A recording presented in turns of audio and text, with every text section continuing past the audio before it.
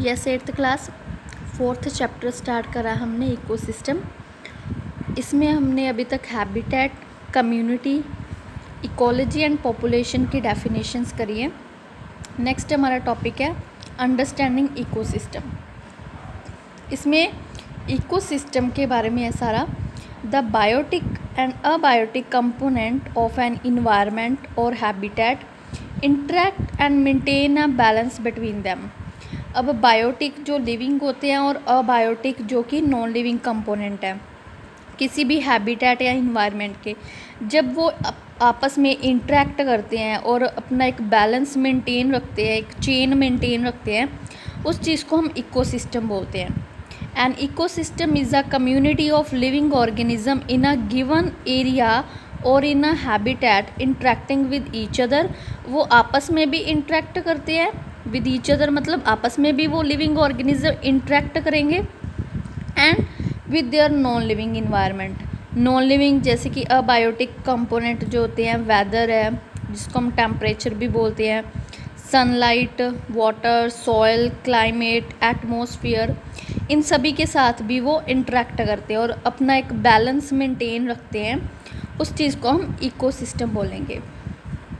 अब इकोसिस्टम के क्या क्या कैरेक्टर्स होते हैं, इसमें बायोटिक एंड अबायोटिक का एक हम एनर्जी ट्रांसपोर्ट देखते हैं, सर्कुलेशन देखते हैं, तो उसी के बिहाफ पे इस इकोसिस्टम को हम ओपन सिस्टम भी बोलते हैं। इसके क्या क्या कैरेक्टर होते हैं, interdependence of biotic and abiotic component on each other. सबसे पहले तो जो लिविंग और नॉन लिविंग है वो एक दूसरे के ऊपर डिपेंड करते हैं।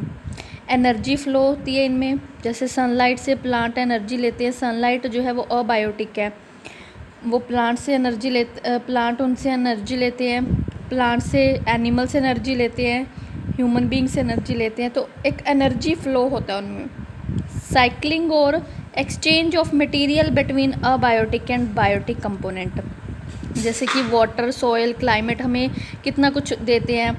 सॉयल से हमें कितने सारे न्यूट्रिएंट्स मिलते हैं, वाटर जो है नेचर में प्रेजेंट है, उससे हम इलेक्ट्रिसिटी बना लेते हैं, वाटर हमें पीने के लिए मिलता है। क्लाइमेट है या वेदर है, तो ये सारी चीज़ें कुछ ना कुछ हमारे लिए एक्सचेंज मटेरियल कुछ ना कुछ हमसे लेती भी है और कुछ ना कुछ हमें देती भी हैं। तो एक उनमें एक्सचेंज मटेरियल होता है, एक साइक्लिंग मटेरियल होता है। तो these are the characters of ecosystem. Next topic आता है कंपोनेंट्स ऑफ द इकोसिस्टम। इसके लिए एक फ्लो चार्ट है कंपोनेंट्स ऑफ इकोसिस्टम के लिए।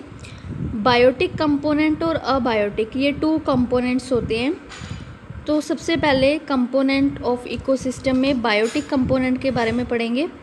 बायोटिक आगे 3 टाइप्स का होता है, जिसमें प्रोड्यूसर्स मतलब ग्रीन प्लांट्स आते हैं, कंज्यूमर्स जिसमें कंज्यूम उन ग्रीन प्लांट्स को कौन कंज्यूम करता है, कौन खाता है, जैसे कि एनिमल्स, और नेक्स्ट उन दोनों के मरने के बाद आफ्टर देयर डेथ उनकी जो बॉडी है उसको कौन डिकम्पोज करता है, जैसे कि माइक्रोब्स। ठीक है, तो बायोटिक कंपोनेंट 3 टाइप्स के होते हैं। प्रोड्यूसर्स ग्रीन प्लांट जो प्रोड्यूस करते हैं, कंज्यूमर जो उनको खाते हैं, और प्लांट और एनिमल की बॉडी को आफ्टर देयर डेथ जो माइक्रोब्स या बैक्टीरिया जो उनको डिकम्पोज करते हैं। अब जो कंज्यूमर हैं वो 3 टाइप के होते हैं। 3 टाइप के हम देखते हैं।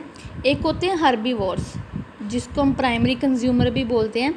हर्बीवोर्स जो सिर्फ प्लांट्स को खाते हैं। एक कंज्यूमर होते हैं कार्निवोर। कार्निवोर 2 टाइप के हो सकते हैं, सेकेंडरी और टर्शरी।